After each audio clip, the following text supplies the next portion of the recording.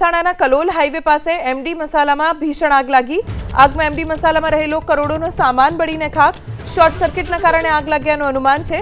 ઘી અને તેલના જથ્થામાં લાગેલી આગે પળવારમાં રૌદ્ર સ્વરૂપ ધારણ કર્યું। કલોલ પાલિકા ઓએનજીસીના ફાયર ફાઇટર્સ આગ બુઝાવવા કામે લાગ્યા। આગની ઘટનામાં સદનસીબે હજી સુધી કોઈ જાનહાનિ નથી થઈ। 4 થી વધુ ફાયર ફાઇટર્સના આગ ઉપર કાબુ મેળવવાના પ્રયત્ન ચાલુ છે। એમડી મસાલામાં રહેલો કરોડોનો સામાન આગની ચપેટમાં આવી ગયો છે। તમામ સ્ટાફ સાથે આગ કંટ્રોલ કરેલ છે। સ્થળ ઉપર કોઈ બનાવ બનેલ હતો આગનો, ત્યાં સ્થળ ઉપર જઈ અમે કંટ્રોલ કરેલ છે આગ। કુલ કેટલા ફાયર ફાઇટરો ઘટના ફાયર ફાઇટર ત્યાં કંટ્રોલ કરેલ છે। ત્યાં ઓનજીસી વાળા પણ સ્થળ ઉપર હાજર હતા। આગમાં શું બળીને ખાક થયું? આગમાં અમુક અનાજના બધું જે હતું, મરચાંનું, દાળ, મગ, તુવેર દાળ બધું હતું। ત્યાં હાલ આગ કંટ્રોલમાં આવી ગયેલ છે।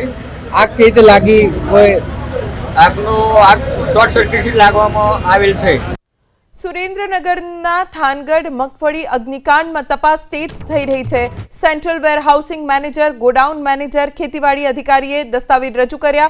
નાયબ કલેક્ટર સમક્ષ અગ્નિકાંડને લઈને દસ્તાવેજો રજૂ કરવામાં આવ્યા છે। થાનગઢ અગ્નિકાંડમાં 1 કરોડથી વધુનો માલ સળગી ગયો। ગોડાઉનમાં ભાડે રખાયેલો માલ ભાડેથી રખાતા હોવાનો ખુલાસો। ખેડૂતો સરકાર પાસે રાહતની માંગની આશા રાખી રહ્યા છે।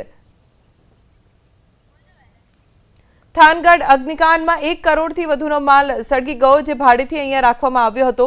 જો કે હવે સમગ્ર મામલે ખેડૂતોને સરકાર પાસેથી આશા છે કે સરકાર આ મામલે ખેડૂતોને થોડી ઘણી રાહત આપે।